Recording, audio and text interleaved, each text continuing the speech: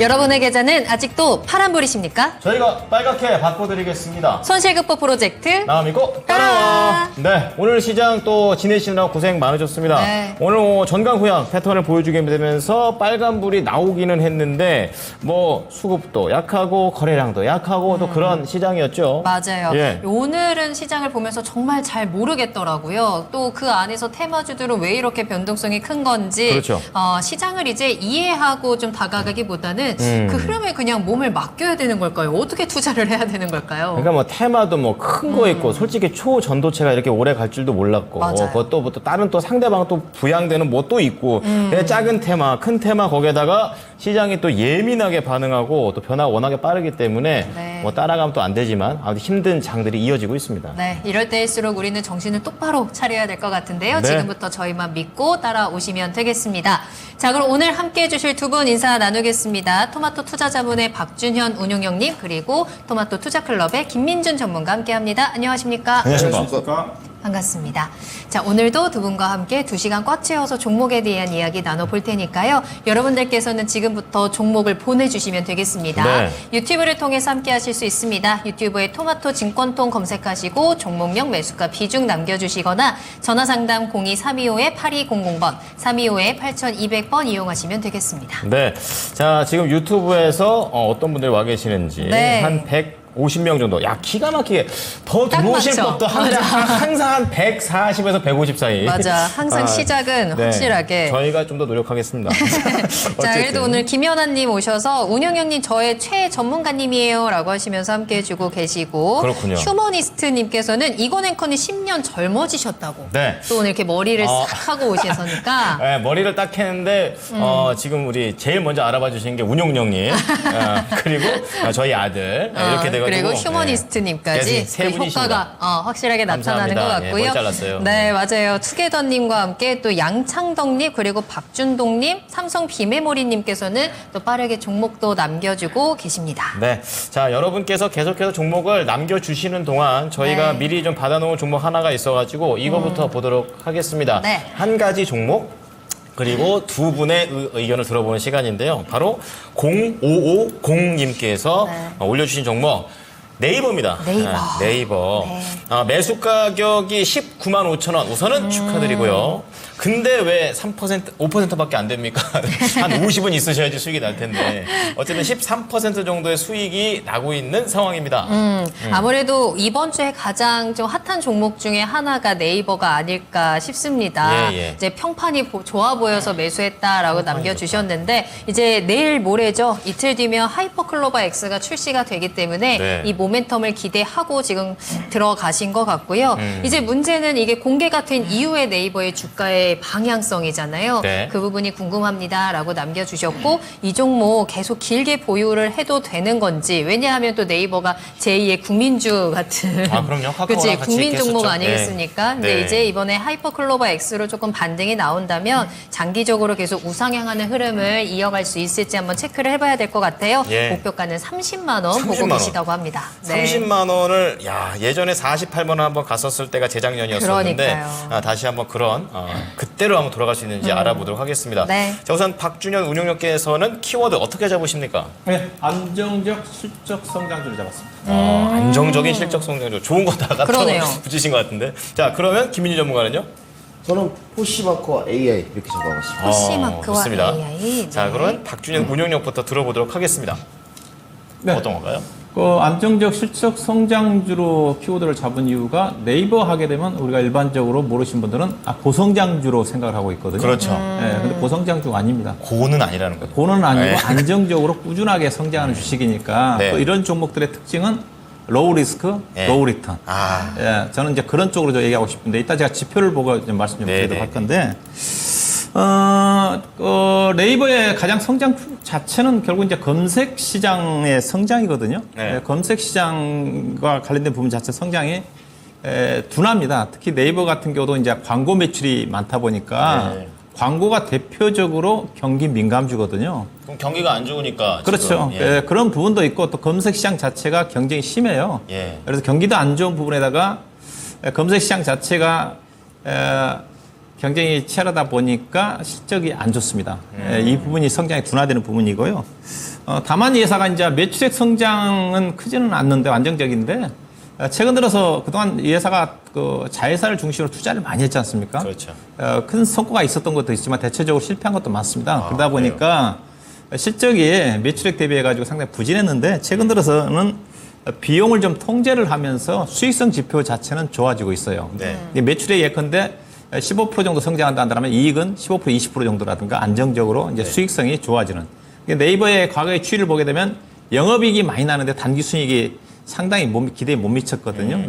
이제는 수익성 위주로 가다 보니까 실적은 꾸준하게 성장을 좀 할 것 같다. 바뀌었네요. 예, 일단 영업상을 이렇게 말씀드리고 최근에 발표는 2분기 실적 자체도 시장의 예상치에 부합한 무난한 실적이 나왔는데 그동안 네이버 실적을 분기 단위로 보게 되면 대체적으로 시장의 컨센 아래로 나온 경우가 많았거든요. 그렇군요. 무난하게 좀 나오고 있다는 측면이고 예, 그다음에 지금 주가가 상승 모멘텀 자체가 오늘 또 최근 움직이는 자체도 아마 우리 앵커님이 얘기했던 예.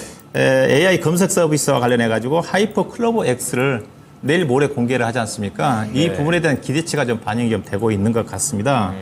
이걸 공개할 거란 예정인데 이게 이제 그 네이버의 이제 AI 검색 서비스 초기 단계라고 좀 봐야 될 것 같은데 이게 이제 출시를 하고 난 다음에 순차적으로 계속 출시가 됩니다. 이게 하이퍼 클로버 X라는 게 대규모 언어 모델인데 네. 그 다음에 이제 챗 GPT와 유사한 대화형 서비스를 순차적으로 9월달까지 계속적으로 출시를 한다는 쪽이거든요. 그 말은 지금 언어 모델인 거면은 다른 데는 언어 모델 기반으로 해가지고 말로 하는 걸 하고 있는데 네. 바로 전 단계로 지금 대화형까지는 아니라는 거죠. 그러니까 현재 어떤 구글 위주로 하고 예, 있는 챗GPT나 바드. 대화형 AI 서비스는 생성형 서비스라고 그러죠. 그렇죠. 네. 이 부분 자체는 이제 이걸 이제 클로버 X라고 합니다. 이번에 출시가 된 것 자체는 하이퍼 클로버고 네. 순차적으로 출시가 좀 될 예정이니까 계속적으로 아마 제로는 좀 노출 좀 될 것 같아요. 그렇군요. 다만 이런 어떤 기능들이 출시가 좀 되면서 소비자들한테 고객들한테 얼마만큼 이제 편리성을 제시하느냐에 따라 가지고 이 회사들 검색 시장이라든가 커머스 특히 이 회사가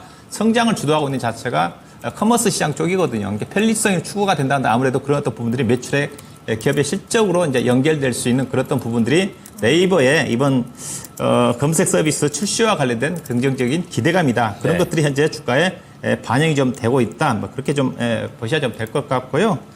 그다음에 앞서 얘기했다시피 네이버의 이제 기업들의 이제 밸류션을 좀 보시게 되게 되면 네. 우리나라는 아무래도 네이버가 이제 비교할 수 있는 회사가 없으니까 글로벌 쪽에 미국에 있는 마이크로소프트라든가 알파벳이라든가 그다음에 메타라든가 그다음에 전자상가 중국의 대표적인 회사 알리바바라는 회사를 밸류에이션을 제가 비교를 했거든요. 비교해보면 그렇게 투자 매력도가 그렇게 싸지가 않습니다. 상대적으로 비교해보면. 자, 표를 좀 보시게 나오고 있죠. 올해와 내년도에 밸류에이션을 제가 표를 좀 준비했는데 우리나라는 네이버와 카카오를 제가 비교를 했고요. 그렇죠. 네이버가 올해 PER 기준에서 36.8입니다. 카카오가 57.6배. 더 높네요. 그렇죠. 이게 주가가 카카오도 못 가는 겁니다. 그렇죠. 그 다음에 내년도 같은 경우도 약간 떨어지겠지만은 네이버가 내년도 26배, 그 다음에 카카오가 41.5배인데, 근데 앞서 이제 맨 오른쪽에 보게 되면 ROE라고 있지 않습니까? 예. 2024년도 올해는 네이버가 ROE가 4.3이고, 그 다음에 내년도는 5.6입니다. 이게 제가 성장하는 회사가 아니라는 걸 얘기하는 거예요. ROE 자체가 성장성 지표이거든요. 그렇죠. ROE 자체는 제가 정기예금 이자 성격이라고 얘기하거든요. 그 주주들 돈으로 번 수익률이잖아요. 수익률이죠. 네. 근데 네이버라든가 카카오에 투자를 하게 되게 되면 연평균 이자로 따지면 4% 5%밖에 안 준다는 거예요. 그 은행 정도 수준인 거예요. 그렇죠. 네. 이게 저성장이라는 겁니다. 이게 다른 기업의 지금 가치 증가가 연평균 4% 5%밖에 증가되지 않아요. 근데 반면에 미국에 있는 마이크로소프트라든가 알파벳이라든가 메타 같은 경우는 PER 우리나라보다 훨씬 낮죠. 평균 20배지 않습니까? 그러네요. 올해 20배고 그다음에 ROE를 비교해보면 앞서 네이버가 4.3인데 마이크로소프트는 33.5, 올해 같은 33이요? 경우 알파벳가 26.5, 23.5. 이들 기업에 투자를 하게 되면 그렇죠. 우리나라 네이버라든가 카카오 같은 경우 연평균 4% 5%밖에 기업의 가치가 증가되지는 않지만은 30% 넘게 그렇죠. 받는다는 거죠. 그게 훨씬 미국의 기업들 성장성이 높다는 겁니다. 주가도 자체도 싸다는 거죠. 중국에 있는 알리바바도 PER이 10배밖에 안 되는 수준이기 때문에 그래서 제가 앞서 얘기했다시피 키워드 자체가 일반적으로 개인 투자가들이 네이버, 카카오 하게 되면 고성장주로 얘기를 하는데 좋은 뜻이 아니었군요. 예, 수치상으로 본다 한다면 성장주는 아니다. 그래서 주가는 빠르게 가지는 않는다. 다만 안정적이다. 실적이 증가되니까 그렇게 좀 평가를 해야 될 것 같습니다. 네. 안정적이다라는 게 좀 장단점이 있을 것 같아서 예. 또 시청자님의 성향에 따라서 좀 선택을 해봐야 되지 않을까 싶기는 하네요. 네. 자, 김민준 전문가님의 키워드도 들어보겠습니다. 포시마크와 AI라는 키워드를 주셨는데 현재 네이버의 좀 미래 사업 중에 하나잖아요. 어떻게 보시나요? 네이버의 그 가장 큰 단점이라고 좀 보면 신성장 동력이 좀 부재했다. 이렇게 평가를 해야 될 것 같거든요. 네. 그러니까 우리가 팬데믹 상황에서 네이버, 카카오가 국민주로 등극을 하지 않았습니까? 그렇죠. 맞아요. 집에 있는 시간도 많아지고. 근데 그때 당시에도 의견이 좀 팽배했던 게 정말 어떤 소셜 네트워크, 소셜 미디어 또 검색 엔진으로서 글로벌 국가가 갖고 있는 기업들, 뭐 대표적인 페이스북이라든지 이런 것, 네, 그렇죠. 좀 비교가 되느냐. 실질적으로 요즘 MZ세대를 보게 되면 인플루언서들 정말 많지 않습니까? 예. 그러니까 네이버가 예전만큼 영향력이 좀 없다. 네. 그리고 성장 모델이 없었다는 부분이 있는데 결국은 이제 살아남기 위한 우리가 고민할 부분은 아니고 기업이 고뇌를 해야 되는 부분인데 요즘의 대세는 결국은 인공지능이지 않습니까? 맞아요. 여기로 이제 나아가고 있다는 건데 이 부분이 저는 단기적으로 일단 선반영은 되었다고 보고요. 그 다음 문제가 재료가 소멸되는 성격도 있지만 24일이 지나면 예. 과연 이 하이클로버 X가 나왔을 때 네. 정말로 챗 GPT하고 비슷하거나 넘어설 수 있겠느냐. 이게 의구심이 이제 남거든요. 네, 지금 막 하고 싶은 말이 있는데. 네, 그러니까 챗 GPT도 제가 유료 결제도 한번 해봤는데 되게 답답함이 있어요. 그게 4.0인데요. 유료 결제하면 제일 좋은 건데. 그렇죠. 그래서 제가 할 때는 한 3만 원 정도 원화로 조금 안 되는 그렇게 금액이었었는데 하는군요. 그 질문을 굉장히 구체적으로 제시를 해야 됩니다.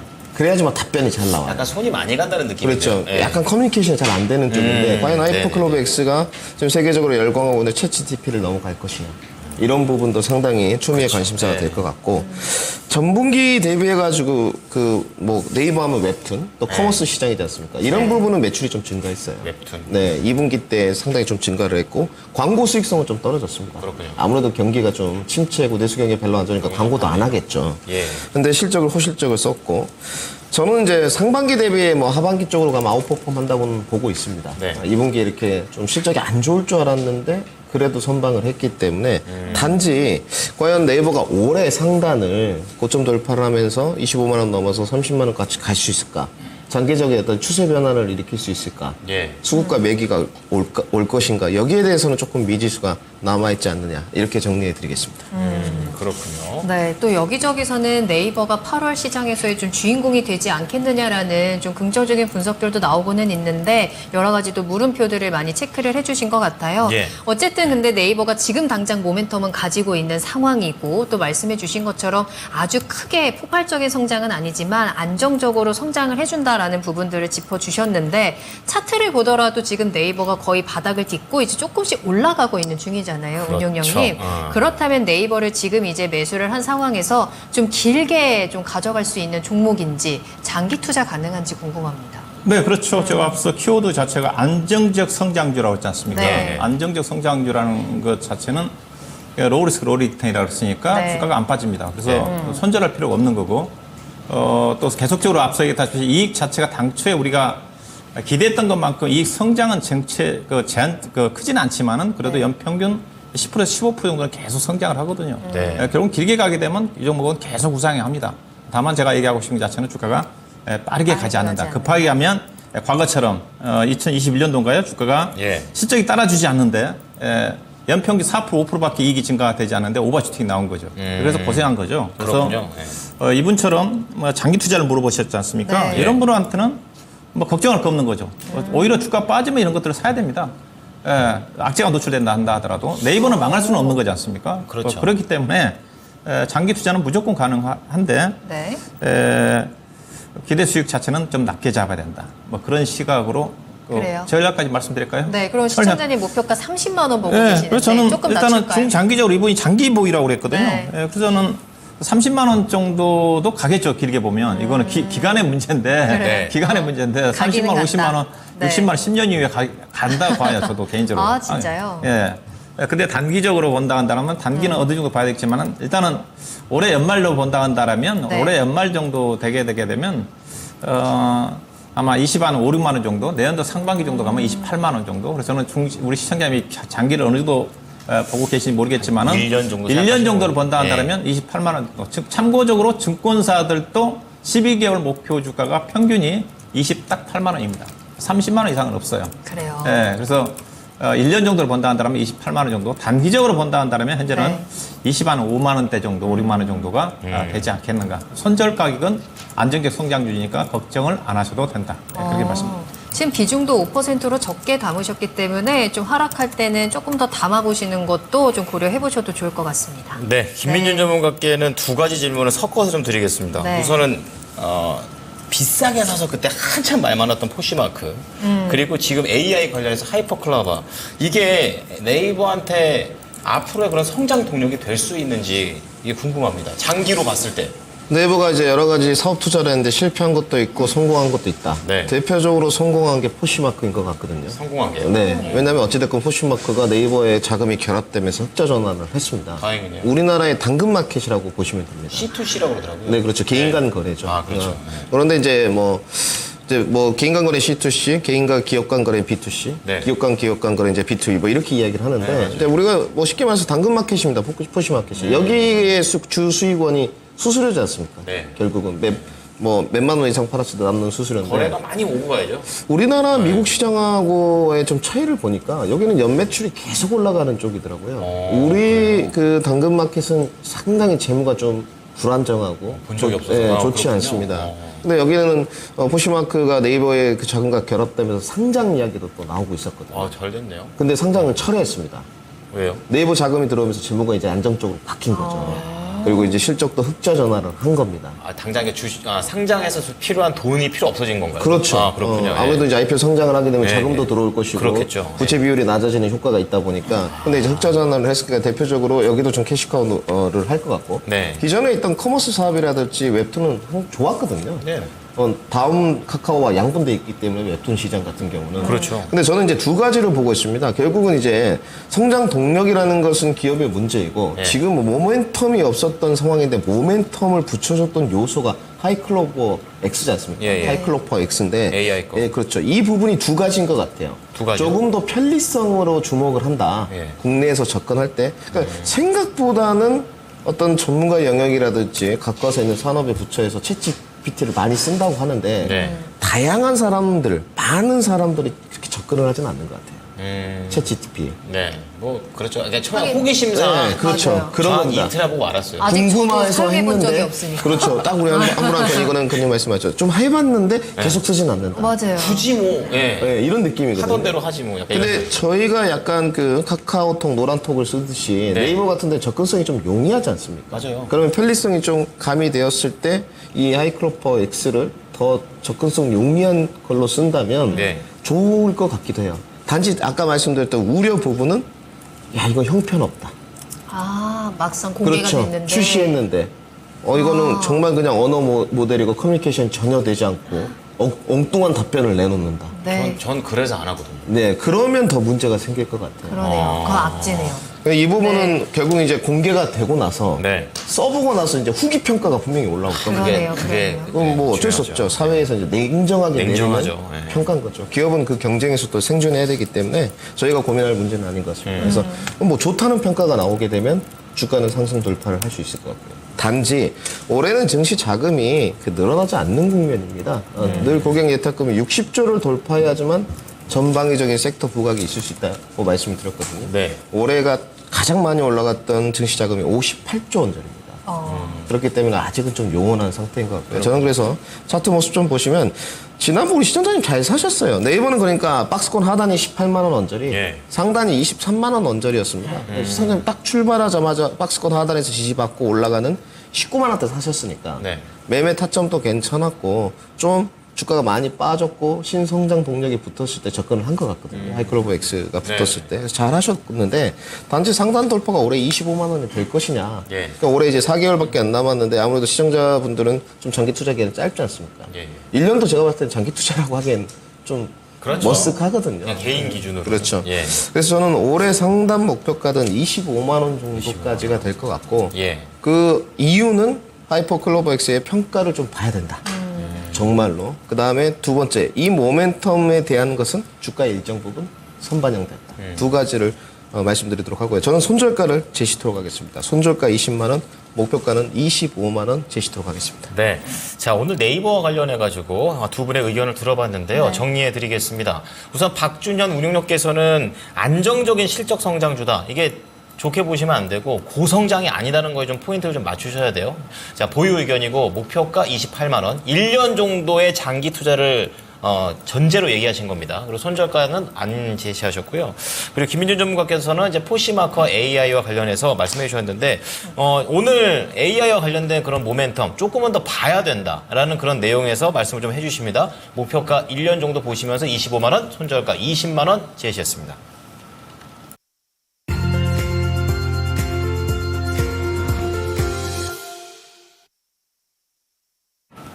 네, 나만 믿고 따라와 스피드 종목 진단 실시간 종목 진단 시작하겠습니다. 네. 자, 여러분 지금 바로 유튜브 채팅창 들어오시면 되겠습니다. 채팅창에 종목명, 매수가, 비중 요 딱 세 가지만 남겨주셔도 좋고요. 매수 문의도 받고 있으니까 편하게 남겨주시고 전화 주시면 조금 더 자세한 이야기 나눠볼 수 있습니다. 02-325-8200번입니다. 네. 325-8200번 지금 바로 전화 주시고 직접 이야기 나눠보시기 바랍니다. 제 이번에 첫 종목 꼭 제가 하고 싶었어요. 하고 싶었어요? 왜냐면 하십시오. 네이버 때문에 차라리 네. 이걸 할 거면 SK 하이닉스를 하든가 HBM3가 낫지 않을까 이런 생각 들어가지고 좀 그러네요. 예, 박준동님께서 SK 하이닉스 해주셨는데 매수가 거의 오늘 종가 수준입니다. 11만 6,300원, 7%. 맞네요. 오늘 매수했는데. 오늘 매수하셨다고. 네, 윗줄만 보여요. 제가 추가 매수 의견 부탁드립니다. 뭐 SK 하이닉스 들어가신 거니까 HBM3 보시는 거 아닌가 이런 생각 드는데 이것과 관련해가지고 여러 가지 AI 반도체 관련주들이 전 더 좋지 않나 네이버보다는 네, 그런 생각 드는데 운영위원님 SK 하이닉스에 대한 전망 어떠십니까? 예, AI 반도체 HBM3 쇼티지 얘기가 나오고 있는 쪽이니까 없어서 못 판대요. 그렇죠. 네. 예, 수혜주가 이제 SK 하이닉스니까 지금 하이닉스가 가장 수혜를 받고 있는데 문제는 이제 저는 이렇게 생각을 해요. SK 하이닉스가 HBM3 쪽에 저는 선제적으로 먼저 투자했기 때문에 효과를 보고 있다고 생각하고 있거든요. 네. 삼성전자가 기술력이 없어가지고 투자를 저는 안 했다고 생각하지는 않아요. 예, 그래서 이제 갑자기 지금 엔비디아발 HBM3 쇼테이지가 좀 나면서 이제 그동안 주목을 안 했던 삼성전자라든가 마이크론 테크놀로지가 지금 대규모로 지금 적극적 투자를 하고 있지 않습니까? 기능과 달라붙는 그렇죠. 거죠. 네. 예, 그럼 이제 그 시점에서 어떻게 되느냐? 현재는 SK 하이닉스가 거의 독점적인 지위를 유지를 하고 있지만은 그렇죠. 네. 뭐 최근에 마이크론 테크놀로지도 1분기 실적 발표 이후에 적극적 투자해서 내년도부터는 그 상반기 대응을 하겠다고 그랬거든요. 삼성전자도 이미 하고 있는 걸 알고 있고 그러면 결국은 저는 빠르면 올해 4분기 12월 내지는 1월 달부터는 이제 경쟁 관계에 들어가거든요. 예, 그렇게 되게 되면 SK 하이닉스가 누리는 독점적인 효과가 계속 되겠느냐. 회사가 독점적인 기술을 가지고 있으면야 상당 기간 이 혜택을 누릴 수가 있겠지만은 충분히 삼성전자라든가 SK 하이닉스 전 따라온다고 보거든요. 그걸 대비를 해야 된다고 봐요. 이미 SK 하이닉스 주가 자체는 그런 어떤 기대감들이 이런 HBM3와 관련된 것들이 반영이 좀 됐어요. 차트를 보시게 되면 삼성전자는 그런 효과를 못 받아서 지금 삼성전자 6만 6천 원까지 내려왔지 않습니까? 네. 삼성전자 현재 6만 6천 원 주가 자체는 앞서 엔비디아 실적이 4월달 이후에 발표가 됐으니까 그때 주가까지 내려왔어요. 그러면 SK 하이닉스가 만약에 엔비디아 효과를 받지 않았으면 그때 주가가 얼마냐? 9만 원이었거든요. 그렇죠? 4월달에 9만 원이지 않습니까? 그렇죠. 삼성전자 6만 6천 원 현재 가격이면. 근데 지금 주가가 11만 6,500원 자체는 그런 효과를 이미 주가에 반영하고 있다고 봐요. 그렇죠. 네, 맞아요. 예, 그러면 향후의 관건은 이 SK 하이닉스를 이제 그런 부분을 고민을 해야 된다는 거죠. 향후 경쟁사들이 마이크론 테크놀로지라든가 삼성전자가 진입을 하게 되게 되면 결국 이제 경쟁 가격 진입을 하면서 가격도 좀 다운이 좀 되면서 파이 자체가 나눠먹기 상으로 진행될 가능성이 크다. 이런 관점 보셔야 좀 될 것 같고요. SK 하이닉스 목표 주가를 그럼 길게 보면 어떻게 봐야 되느냐? 이렇게 보면 답이 나옵니다. SK 하이닉스가 가장 실적이 좋았을 때가 2021년도 영업이 12조 원 났거든요. 그때 주가가 15만 원까지 갔지 않습니까? 올롱으로 보시게 되면 2021년도 2021년 3월 달에 주가가 15만 원 갔는데 이때 영업이익 12조 원에 주당 EPS가 13,000원이었거든요. 그러니까 PER 단위로 해가지고 12배 정도까지 간 겁니다. 근데 지금 반도체 업황 자체는 내년도 실적도 아니고 2025년도 실적을 보고 가지 않습니까? 예. 그렇죠? 2025년도에 지금 SK 하이닉스 전망치가 2021년도하고 똑같아요. 영업이익 12조 9천억 원에 단기 순이익이 당시에는 9조 6천억인데 약 9조 원 정도 예상을 해요. 주당 EPS는 13,000원에서 12,000원 떨어지는데 12배 정도를 딱 적용을 하게 되면 SK 하이닉스의 중장기적 목표 주가는 딱 15만 원 나옵니다. 15만 원. 네. 자, 그러면 네. SK 하이닉스를 지금 가격에 사서는 저는 수익 내기가 쉽지 않다는 생각이에요. 물론 장기적으로 보면 계속 뭐 시장의 핵심이니까 가지만은 네, 네, 네. 오히려 이제 삼성전자라든가 마이크론 테크놀로지 같은 경우도 마이크론 테크놀로지 차트 좀 볼까요? 마이크론 테크놀로지 지금 주봉 보고 계시는데 바닥이에요. 60불대지 않습니까? 그래서요. 마이크론 테크놀로지가 SK 하이닉스가 15만 원을 갈 때 100불대까지 갔거든요. 예. 근데 40% 지금 약 35, 67% 정도 떨어져 있는 상태고 SK 하이닉스는 고점 대비해서 20% 정도 떨어졌으니까 그런 혜택을 좀 받고 있다는 것을 염두에 좀 주시면 될까. 그래서 SK 하이닉스는 주가는 길게 우상향 하겠지만 앞서 네이버처럼 올라가면 올라갈수록 탄력 자체는 떨어질 거고 오히려 기회 자체는 마이크론 테크놀로지라든가 SK 삼성전자한테 기회가 되지 않겠는데 일단 보유 전략이고요. 일단 단기적으로 목표 주가는 지난 7월 말에 형성됐던 12만 9천 원대니까 12만 8천 원 정도 중장기적으로 접근하시는 분들은 15만 원 정도 목표 주가 가능할 것 같습니다. 네. 자, 수익이 많이는 안 날 것 같다. 저기 얘기를 좀 해주시면서 목표 단기 12만 8천 원, 중장기 15만 원 제시했습니다. 네, 다음 상담 빠르게 만나볼게요. 김정수님의 종목이고요. 일진다이아 진단하겠습니다. 매수가가 많이 높아요. 45,000원에 매수하셨거든요. 오늘 15,200원에 거래를 마친 상황이죠. 비중은 10% 가지고 계시는데 지금 우리 김정수님께서는 추가 매수를 고민하고 계신 상황입니다. 일진다이아 4만 원대면요.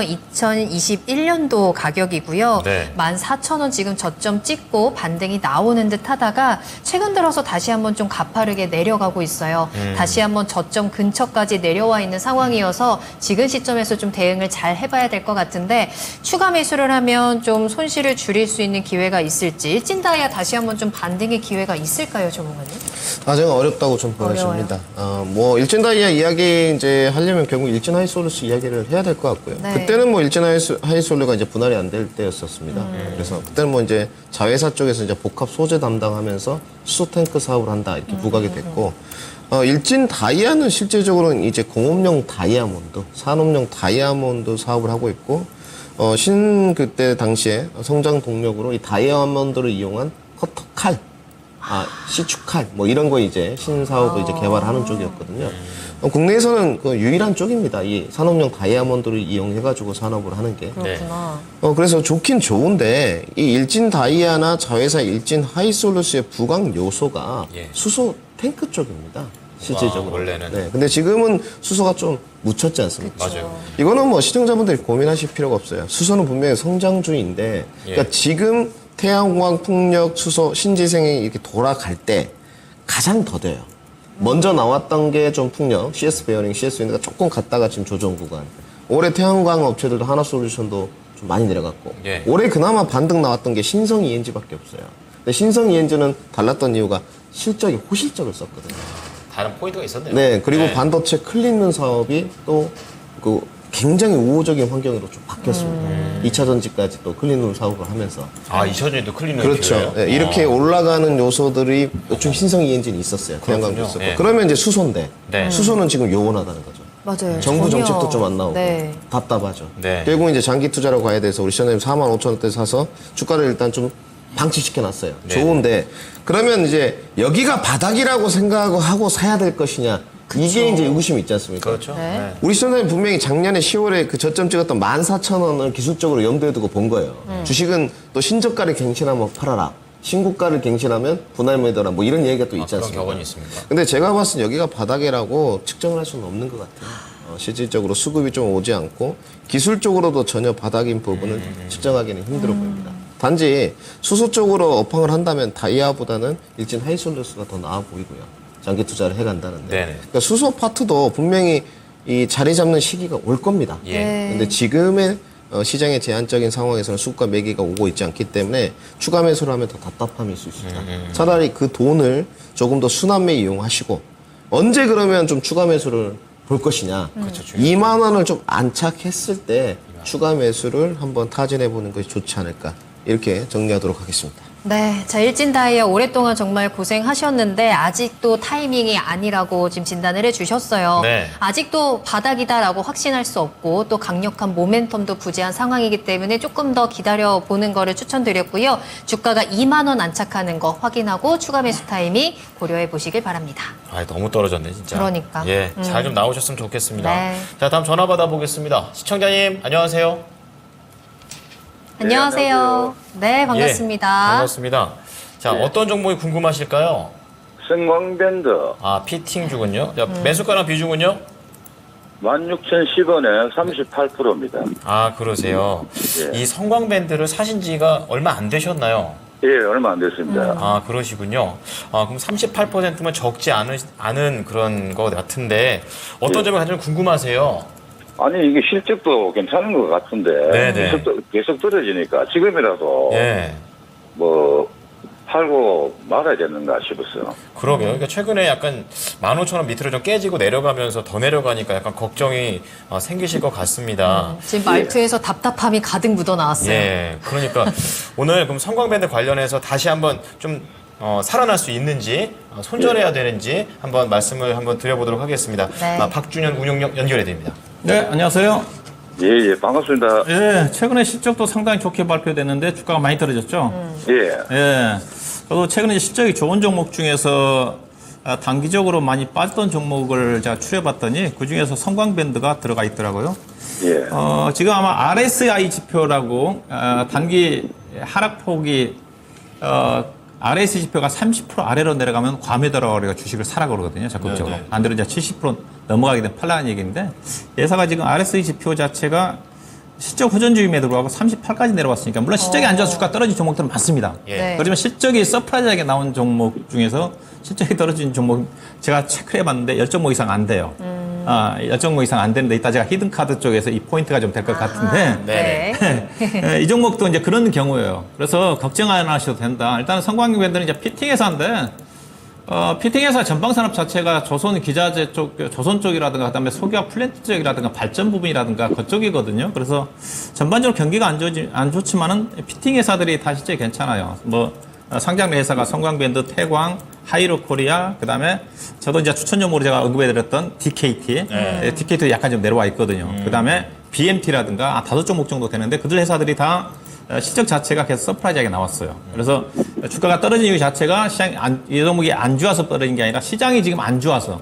이게 최근에 실적이 발표가 좋게 나왔음에도 불구하고 시장이 안 좋다 보니까 실적 자체가 제대로 안 반영된 종목들이 많아요. 네. 대표적인 종목이 성광밴드예요. 그래서 주가 자체가 예사는 실적도 좋지만은 예사가 이제 태광도 마찬가지고 성광밴드도 마찬가지고 부산의 녹산공단 쪽에 대규모 야적장 땅을 엄청 10만 평 이상 갖고 있을 거야 아마. 그러니까 부산에 계시면 아시고 계실 것 같은데 거제도 들어가는 입구 쪽에.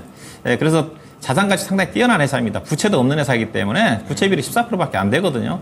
그러면 지금 PER 단위 기준에서 7.8배밖에 안 되는 수익이고 그 다음에 향후 전망치를 봐야 되는데 제가 사업보고서 들어가 봤더니 현재 상반기 때까지 수주 잔고가 1,370억이더라고요. 그러면 작년도 상반기 때 수주가 얼마 있느냐 보니까 1,100억 정도 좀 됐어요. 20% 정도 계속 증가되고 있는 쪽이니까 그렇죠. 예, 계속 향후에도 실적이 좋아진다. 그런 관점에서 경기가 좋아지면 더 좋아지겠죠. 그렇게 보시고 걱정하지 마시고. 그래서 이거는 저는 개인적으로 좀 비중이 38% 비중이 조금 많기는 한데 또 권해드리고 싶어요. 주가가 앞서 얘기했다시피 과매도 구멍입니다. 실적 좋은데 올해 주당 EPS가 1,800원이니까 최소한 이 종목은 18,000원 이상 가야 되거든요. 그래서 약간 최근에 주가 약간 지금 며칠만에 손실이 좀 난 것 같은데 추가 매수 가능할 것 같고요. 일단은 현재 뭐 실적이 안정을 찾으면 충분히 이 종목은 단기적으로 18,000원, 그다음에 중기적으로 내년도까지 실적 성장이 계속 전개되는 거니까 2만 원 이상까지도 가능하다. 그런 관점에 손절하지 마시고 보유 전략 제시하도록 하겠습니다. 걱정하지 예, 감사합니다. 네, 걱정하지 마시랍니다. 이 종목이 예, 문제가 아니라 감사합니다. 시장이 문제랍니다. 수익 많이 내세요. 예. 네. 빨리 끊으실 것 같아가지고. 추가 매수 하셔도 되고요. 지금 손절가는 제시 안 하셨습니다. 목표가 단기 18,000원, 그리고 내년 또 봤을 때 또 2만 원 이상까지도 볼 수 있으니까 많이 수익 내십시오. 네, 예. 여러분 이렇게 전화 주시면 좋겠습니다. 전화 주시면 직접 이야기 나눠보시고 또 저희가 진단 끝나고 이렇게 응원의 메시지도 함께 전해드리니까 도망 좀 가지 마세요. 전화 빨리 끊지 마시고 저희의 기운도 같이 받아가시면 좋을 것 같아요. 자, 다음 종목 계속 이어가겠습니다. 이번에는 리딩히터님의 종목이고요. 있고요. 아모그린텍 살펴보겠습니다. 매수가 15,000원, 비중 13%, 진단 바랍니다라고 하셨는데 아모그린텍이 또 올 초반에도 굉장히 분위기 좋았었는데 지금 다시 한번 좀 조정을 받으면서 내려오고 있는 상황이고요. 그러네요. 최근에 매수를 하지 않으셨을까 싶은데 아모그린텍은 어떤 모멘텀으로 저희가 진단을 좀 할 수 있을까요? 근데 뭐 대표적으로 뭐 조금 거시적으로 말하면 특화가 굉장히 많은 기업이고요. 이제 특허가. 고효율 자성 소재. 이제 원론적인 답변이고 네. 대표되는 건 여러분들 아시는 LFP. 이렇게 보시면 될 것 같습니다. 네, 아모그린텍 하면 이제 LFP 이렇게 생각하시면 되고요. 뭐 거기에 이제 나노 멤브레인 뭐 이런 것도 좀 있긴 있는데 시장에 대표되는 걸로 인식을 하시는 게 가장 좋을 것 같아요. 그렇군요. 그리고 뭐 이제 LFP 관련해서 여러 종목들이 있는데 대표적인 게 또 RF 세미 이 정도 보시면 될 것 같은데 결국은 이제 우리 그 배터리 3사 셀 기업들도 이걸 다 해야 하고 네. 하고 있습니다. 실질적으로 우리는 지금 이제 3원계를 채택하고 있지만 그렇죠. 중국이 지금 이걸로 지금 1위를 하고 있는 거지 않습니까? 네, 최근에 CATL에서도 좋은 그렇죠. 거 만들었다 또 그러더라고요. 저도 그 뉴스플로우를 봤는데 네. 솔직히 이거는 저는 대한민국 사람으로서 우리 배터리 기업들을 편들고 싶지만 예. 나중에 이 LFP에 대한 수요는 분명히 있을 것 같아요. 왜냐하면 전기차의 가격이 실질적으로 저가는 아닙니다. 그렇죠. 맞아요. 차가 테슬라 못 뭐- 사잖아요. 솔직히 네. 비싸가지고. 테슬라도 비싸고 저희 아마 피디님 한번 타고 다니시는 걸로 아는데. 아, 그래요? 네. 근데 상당히 고가고 아, 맞네요. 그리고 또 이 전기차들이 보통 4, 5천만 원 정도 하거든요. 그럼 내연기관 차들 이렇게 좀 저가형 차들을 생각해보면 2천만 원대, 2,500만 원대 그렇죠. 상당히 비싼 쪽이고 또 요즘에 보조금 안 준다니까 그래서 차가 안 팔리는 겁니다. 그러면 저는 LFP의 이 장기 성장성을 봤을 때 이건 부각될 수밖에 없다. 특히나 아모그린텍의 그 기술력 부분, 자성 소재라든지 이런 부분은 더더욱 부각될 수밖에 없다. 이렇게 보여지는 쪽입니다. 우리 순자님 매매 관점으로 접근을 하신 것 같고 주가가 충분히 가격 조정을 좀 받았고 네. 이제 기간 조정 형태에서 하반 경직성을 확보한 다음에 주가 좀 올라가지 않겠느냐 이런 것 같거든요. 충분히 해볼 만한 자리에서 한 것 같습니다. 기술적인 타점 뭐 나무랄 데 없고. 그러니까 그 매매를 하실 때 뭐 다 좋습니다. 기법도 좋고 본인만의 노하우들이 있으시겠죠. 근데 너무 기계적으로 매매하셔도 안 돼요. 그러니까 15,000원에 잡았고 나는 손절가가 바로 5% 밑에 14,900원이야. 이렇게 안 된단 말이에요. 약간 그 기법을 너무 맹신하지는 말라는 거죠. 그렇죠. 예. 기법을 하되 좀 시장의 유연성을 좀 발휘해야죠. 그게 참 어렵네요. 그럼 맹신하는 장중에 기술인데. 이탈할지 손절할지 종가 기준으로 손절을 이탈할지 그렇죠, 예. 그리고 늘 말씀드리지만 그 매매 기법의 고수 트레이더들은 정말 10년씩 그것만 해왔다. 그 여러분들은 상황에 10년씩 안 하셨습니다. 네, 그걸 꼭 명심하셔야 되고 저는 충분히 진입 가격 타당성 있어 보입니다. 이제 목표가가 중요할 것 같은데 보유 네. 기간하고 여기서 이제 바로 반등이 나갈 수 있을 것이냐 좀 기다려야 될 것이냐 아니면 주가가 좀 추가적으로 밀렸을 때 좀 더 추가 매수할 것이냐 이 두 가지로 나눠볼 수 있을 것 같은데 추가 매수 가능할 것 같고요. 저라면 13,000원대까지 흘러내리면 추가 매수할 것 같습니다. 그 이유는 잭슨홀 미팅 때 네. 우리가 원하는 이야기를 안 할 수도 있지 않습니까? 매파적인 발언. 정말 매파적인 발언을 네. 하고 또 우리가 지금 어떻게 할 수 없는 부분이 국채거든요. 그렇죠. 네. 이거는 팩트적인 거기 때문에 그러니까 잭슨홀 미팅은 우호적인 이야기 코멘트를 하면 시장의 방향성이 타진이 돼요. 네. 근데 제롬 파월 의장이 나와가지고 국채 좀 그만 찍어라 이럴 수는 없는 노릇이거든요. 그럼요, 예. 그런 부분에 문제가 있다는 거. 그래서 추가적인 매수 가격은 13,000원 제시토록 하고요. 반등 목표가는 단기로 봤을 때 기본적으로 18,000원 정도가는 매매 관점에서 올라가지 않을까. 그 이상은 좀 투자 관점으로 가져가야 되기 때문에 반등 목표가 18,000원 제시토록 하겠습니다. 네, 13,000원에서 추가 매수 가능하고요. 최종 목표가 18,000원 잡아드렸습니다. 네, 다음은 조라도리님께서 유튜브에서 올린 종목 LG전자입니다. 12만 500원에 15%인데 네. 지금 98,700원입니다. 12만 원이면은 이게 뭐 아무리 가까운 시기로 잡아도 7월 정도거든요. 근데 거의 고점에서 잡으신 거예요? 올해 그러니까 고점. 사신다면 계속 떨어진 거예요. 그러네요. 단 한 번도 도달하지 못했다. 이렇게 좀 볼 수가 있겠고. 솔직한 진단. 솔직한 진단이라고 말씀하시는 내부 속에 그 있는 것 같아요. 손절도 생각하고 계시는 것 같다. 이런 생각이 좀 드는데. 팩폭을 해드려야겠네요. 팩폭을 좀 해드려달라는 건데. 하필이면 박준희 의원님께 네. 안 좋은 소리 좀 하셔야 될 수도 있겠네요. 어떻습니까? 이거 뭐 손절할 주식은 아니죠. 사야죠, 있어요. 예, 이런 주식들, 제가 우리나라 주식들은 대체적으로 제가 특히 대형주 같은 경우는 주가 빠질 때 사야 되는 거고요. 올라갈 때는 제가 앞서 이제 네이버 카카오 같은 경우도 저성장이라고 그랬지 않습니까? 따라서 하면 수익을 못 내는 쪽입니다. LG전자는 최근에 주가 많이 떨어졌어요. 13만 원대에서 지금 예를 7월 달에 13만 원까지 갔지 않습니까?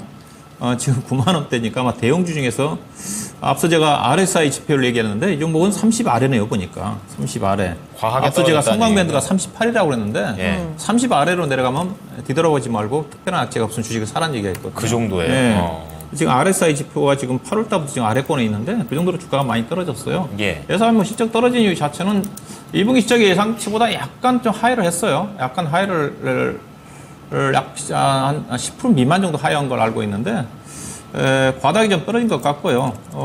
예산은 이제 성장 모멘텀 자체가 이제 가전회사에서 이제 전장사 회사로 나가지 않습니까? 아마 전장 쪽에 수주 잔고가 1분기 때 제가 알기로 88조 정도 된 걸 알고 있는데 지금 아마 올해 연말 100조가 넘어갈 거니까. 네. 그리고 가전제품, 가전 부분 자체는 안정적으로 이익을 내는 쪽이거든요. 그러니까 전장도 좀 안정적으로 이익을 내는 쪽. 다만 예사가 주가가 이제 평가를 못 받거든요. 자체가. 예사가 문제가 뭐냐면 영업이익은 거의 보시게 되게 되면 2019년도 이후에 2조 원대, 4조 원대 거의 꾸준하게 전개되는데 단기에 지배주주 순이익이 300억, 1조 9천억, 1조 원, 1조 원. 부진해요. 이유 자체가 뭐냐면 LG 디스플레이 때문이거든요. LG 디스플레이 지분 37%를 가지고 있는데 LG 디스플레이가 작년도에 3조 원 적자 났고 이게 3조 원 적자면 여기서 지분법 손실이 3조 원 깨졌다는 거잖아요. 아, 1조 원, 1조 원. 네. 올해도 2조 4천억 적자니까 LG 디스플레이 때문에 8천억, 9천억 정도가 마이너스가 난다는 거죠. 휴대전화 다음으로 지금 디스플레이가 그런. 그렇죠. 근데 LG 예. 디스플레이가 흑자 전환을 해야지 회사가 정상적으로 지배주주 순이익이 증가돼야지 가치가 증가되는 거니까. 그래서 LG 디스플레이가 흑자 전환은 내년도에 가능하니까 내년도에 가능하고 그다음에 2025년도에 이제 단기 순이익이 3,700억 정도 되니까 그래서 올해는 주가가 제가 보기에는 지배주주 순이익 자체가 워낙 약해서 주가가 의미 있게 올라가기가 어렵다는 쪽이고요. 예, 그래서 지난번에 주가 자체는 개인적으로 12만 5천, 13만 이상은 저는 오버슈팅이라고 봐요. 예, 그래서 현재 주가는 오히려 또 주가가 싸다. 현재 주가 기준에서 지금 PR 기준으로 7배, 8배밖에 안 되는 수준이기 때문에 이거는 손절라인의 비중이 15%밖에 안 되는 이거는 뭐 적극적으로 사셔야죠. 더 이상 안 떨어집니다. 예, 현재 가격대에서 10% 정도 매수하셔가지고 대신 팔려고 생각하시면 최소 이제 11만 5천 원, 6천 원 정도가 될 것 같고 그다음에 연말 정도 가면 다시 최근의 고점이 12만 5천 원, 13만 원 정도는 갈 수 있는 주식이니까 추가 매수 반등 목표는 일단 단기적으로 11만 5, 6천 원 정도 그다음에 최종적으로는 2만 8천 원에 13만 원 정도 언저리 정도를 보시면 될 것 같습니다. 네. 얼마나 사요? 15%인데 지금. 10% 대형주니까 뭐 15% 정도 사셔도 되죠. 15% 정도 네, 그렇죠. 맥시멈. 네, 알겠습니다. 자, 과매도 상태. 근데 바닥이 되게 단단하답니다. 더 안 내려가고요. 11만 5천 원에서 연말까지 12에서 13만 원이니까 참고하셔가지고 수익 내십시오. 네, 예. 너무 걱정하지 않으셔도 될 것 같고요. 네네. 다음 상담은요, 코스모 화학 진단하겠습니다. 가자 님께서 남겨주셨는데 걱정이 많으시더라고요. 일단 매수하신 가격은 5만 8천 원이고 비중 10% 가지셨는데 유상증자 때문에 지금 걱정이 많아요 라면서 남겨주셨더라고요. 이제 코스모 화학이 1,200억 원 규모의 유상증자를 결정을 했고 유상증자를 결정한 이후에 주가가 조금 더 출렁거리는 모습이 나왔거든요. 오늘은 그래도 다시 한번 또 2%대 반등을 하면서 거래를 마치기는 했는데 유상증자 좀 걱정해야 되는 부분일까요? 투자자로서 어떻게 보세요? 고민을 안 해도 되는 부분이죠. 고민 안 해도 네, 된다. 실질적으로 이제 우리 대한민국 주식시장에서 좀 안 좋게 느끼는 게 유상증자는 좀 악재로 인식하는 경향이 있거든요. 그죠. 무상증자는 있어서. 호재로 인식하는 경향이 예. 좀 있고. 예. 뭐 차이는 분명히 있습니다. 무상증자를 할 때면 재무제표가 일단 뛰어나야 되고 자본 잉여금이 있어야지만 무상증자를 할 수 있습니다. 그렇죠. 돈이 그러니까 회계상 돈이 있어야 돼요. 맞아, 돈 있어야죠. 유상증자는 뭐 돈이 없으니까 주주들한테 이제 손 벌리는 거죠. 그런데 그 손 벌리는 과정이 과연 무엇 때문이냐? 네, 맞아요. 그리고 그 돈 받아서 무엇 할 것이냐? 이게 중요한 부분인 것 같아요. 빚 갚는다 이러면 최악이죠. 그러면 네. 최악인 거고, 네. 부채비율이 높아져가지고 계속 돈 벌린다. 제약바이오 그룹들이 그런 데가 많거든요. 그렇죠. 그래서 제약바이오 기업할 때는 꼭 재물을 보셔라 이런 건데, 이 자산지 파트의 전반적인 이런 문제들이 앞으로 도드라지게 나올 거예요. 예. 왜냐하면 성장주의 프리미엄일 수도 있고 나쁘게 보면 단점일 수도 있고 계속 캐파 증설을 해가야 되지 않습니까? 네. 그래서 코스모학도 마찬가지고 여기가 한 1,100억 정도 좀 되는 걸로 알고 있고 코스모 신소재가 2,200억 정도 둘 다 유상증자를 하거든요. 네. 근데 전부 전액 시설 자금 투자에 쓰겠다는 거예요. 투자에 쓰는 네. 거구나. 결국은 이제 다행이네요. 뭐 돈 받아 가지고 캐파 증설도 하고 기업이 더 성장으로 나아가겠습니다. 이런 내용인데 우리 이제 그 보통 주식을 하던 개인 투자자들이 접근할 때 예. 약간 좀 단기성으로 많이 하시지 않습니까? 트레이딩을 많이 하기 때문에 이런 사태가 이제 벌어졌을 때 나는 투자가 안 하고 트레이딩을 했는데 투자를 할 때 과연 유상증자 받아야 되느냐 말아야 되느냐. 이건 받는 게 맞으시죠. 받는 게 맞으시고 차트 모습 좀 보셔야 될 것 같은데 코스모하게 뭐 황산 코발트 이야기는 할 필요가 없는 것 같아요. 지금 시장에 유상증자를 받아야 될지 말아야 될지. 그렇죠. 지금 보니까 그 주주 배정돼 있는 게 날짜가 10월 16일로 돼 있더라고요. 지금 우리 사주랑 같이 10월 16일 돼 있으니까 여유는 좀 있어요. 네. 그렇군요. 청약 기간까지는 예, 예. 지금 8월이기 때문에 우리 시장은 두 가지를 결정해야 됩니다. 매매가 싫다. 이러면 지금 단기 반등 나올 자리에서 전일부터 반등이 나왔거든요. 예. 그리고 수급도 괜찮습니다. 외인 수급도. 끊어내야죠. 결국은 그러면 한 5만 3천 원까지 올라왔을 때 끊어내는 게 맞고 네. 난 증자 안 받겠다. 왜냐면 유상증자 가격을 보니까 지금 3만 4천 원대거든요. 실질적으로. 그리고 배당은 한 주당 0.082 하더라고. 조금 하더라고요. 솔직히 많이도 안 줘요. 그러네요. 지금 솔직히 뭐 반 정도라도 줘야 되는데 진짜 조금이네. 진짜 0.08. 짜죠. 네, 0.082입니다. 한 주당. 그래서 우리나라 이거는 제가 봤을 때 투자 관점으로 가시는 부분은 이 기회를 이용해서 유상증자 받고 좀 더 비중도 늘리는 게 맞는데 나는 매매 관점이다. 그럼 유상증자를 안 받으시는 게 맞는 것 같아요. 그러면 이제 반등 목표가가 중요할 것 같습니다. 단기 반등 목표가는 5만 3천 원. 네. 손절가는 제가 봤을 때 이제 유상증자를 안 받으실 거니까 네. 3만 8천 원 이탈 시에는 손절하는 게 맞고 유상증자를 받으시면 청약 기간 이제 10월 16일하고 10월 17일로 돼 있더라고요. 이때 청약 신청해가지고 받으면서 좀 장기 투자 전략으로 장기 투자를 하면 제가 봤을 땐 다시 6만 원, 7만 원까지 올라갈 수 있는 충분한 그런 기업의 내용을 갖추고 있습니다. 근데 이제 우리 시장님이 장기 투자인지 매매인지 저는 알 수 없는데 단기 매매 관점으로 설명을 해드렸다까지 정리해드리도록 하겠습니다. 네.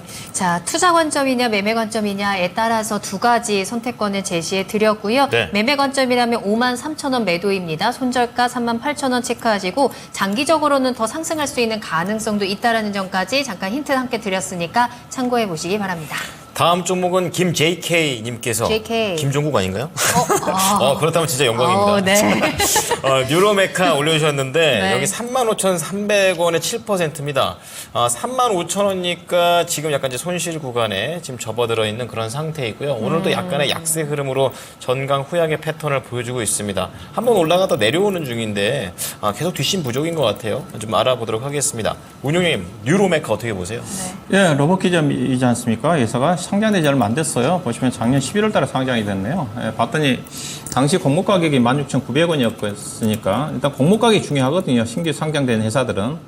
그 당시 경쟁률이 보니까 1650대 1이었으니까 상당히 주목을 받았던 것 같아요. 그리고 난 다음에 이제 차트를 보시다시피 3월 달에 로봇 관련 종목도 이제 급등을 하면서 이 종목도 이제 5만 원까지 상승을 했다가 지금 3만 원대 조정을 받고 있는데 협동 로봇 기업입니다. 근데 뭐 로봇 기업들이 저는 이제 로봇 관련 기업들을 이제 아직도 그냥 테마라고 하는 이유 자체가 실적이 따라주는 회사들이 하나도 없거든요. 거의 없습니다.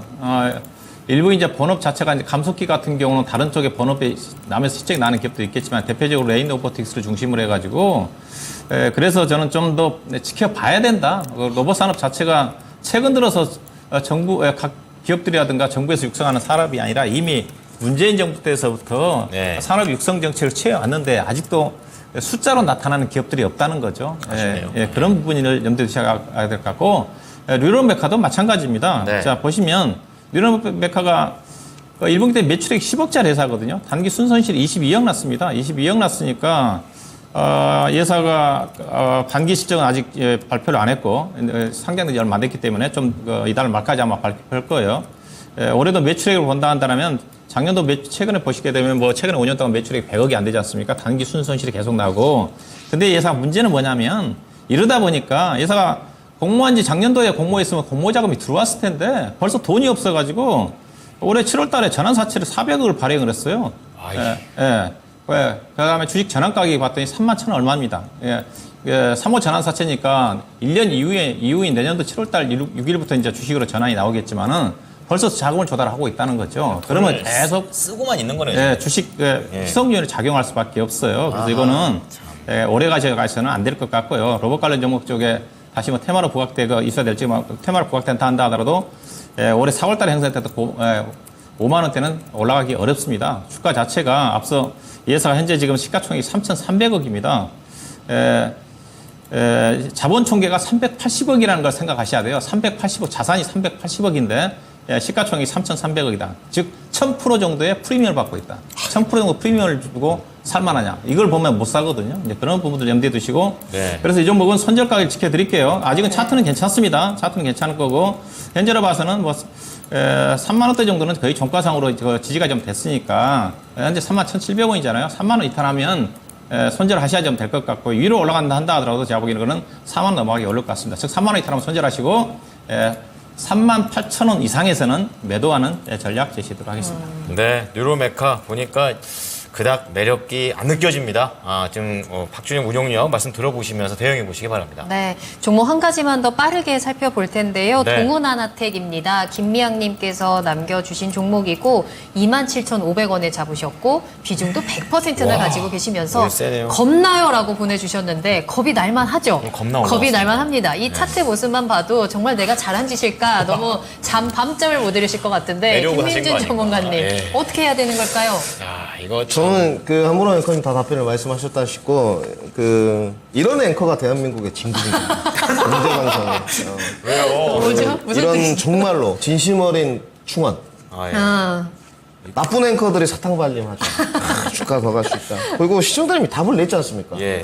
겁나요. 답이 여기 있네. 이미. 그러니까 AI에 채택된 게 결국은 종목이 채택된 게 겁나요. 이 말 때문에 채택됐을 것 같거든요. 저희도 그러니까. 겁납니다. 네, 근데 같이 시청자 합니다. 보시죠. 뭐 다 좋습니다. 우리 시청자 차트 좀 보시죠. 뭐 동원아나텍의 간님은 간단합니다. 예. 여기는 원래 팹리스 아날로그 반도체 기업이었어요. 예. 근데 간 것은 그때도 말씀드리지만 체열 안 하고 침으로 당 측정할 수 있다. 예. 근데 그걸 제가 좀 알아봤더니 네. 아직 임상 단계에 가지도 않았고요.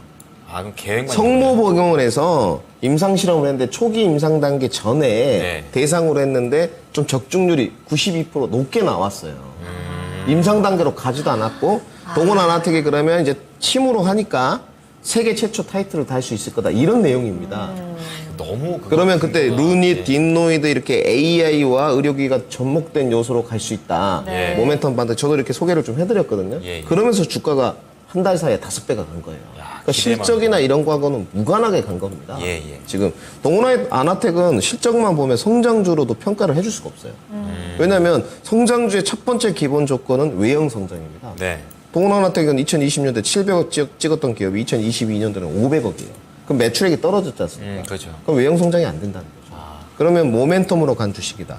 근데 우리 시청자님 좀 쉽게 말씀드려서 네. 과감하게 한번 지르셨어요 지금. 100%의 62동 평균선에서 기간 행보를 보고 하셨단 말입니다. 예. 스타일의 차이라기로보다는 저는 개인적으로 그렇습니다. 우리 시청자님 아니시겠지만 이렇게 좀 헤비한 비중을 하시는 분들을 보면 거의 대다수가 좀 급하세요. 성격이. 네, 성격도 급하시고 내가 좀 손실폭 났던 거를 빠르게 만회해보고자 하는 마음들이 있습니다. 네. 그래서 한보람 앵커님 아까 답변에도 답이 있었고 우리 시청자님도 겁난다. 이미 알고 계시는 네, 거죠. 저는 전략 매도 의견 드리도록 하고요. 주가가 내일 가더라도 예. 시청자님의 것이 아니에요. 그리고 제가 아까 전환사채 가격도 살짝 봤는데 전환사채 가격이 9,000원대예요. 그리고 18만 주가 지금 물량이 나왔습니다. 그럼 9,000원이면 그 사람들 3만 원대만 팔았어도 지금 그렇죠. 얼마나 수익이 났겠습니까? 네. 그래서 저는 내일 뭐 좀 주가 뜨면 지금 뭐 미국 시장이 좀 좋던데 전략 매도하고 더 가더라도 내 것이 아니다. 예. 미련 갖지 마십시오. 그런 과감성이 있으면 다른 종목 잡아서 또 매매를 하시는 걸 추천드리도록 하겠습니다. 수익 축하드리도록 하겠습니다. 네, 동원 아나텍입니다. 다행히 이제 횡보하는 구간에서 뭐 아주 높은 구간에서 매수하지는 않으셨어요. 그래서 좀 큰 손실 없이 나올 수 있을 것 같아요. 시청자분도 우리도 모두 알고 있습니다. 지금 매도 타이밍 한번 잡아보시길 바라겠습니다. 자, 1부 여기까지 하도록 하겠고요. 네. 2부 때는 공통 종목으로 먼저 시작을 할 건데 미리 네. 예고드리자면 우리 WCP와 관련된 내용이 되겠습니다. 지금 손실 나고 있는 그런 종목인데 잠깐만 쉬시고 저희가 답을 말씀드리도록 하겠습니다. 네, 그럼 저희 잠시 후에 돌아오겠습니다. 계속해서 나만 믿고 따라와.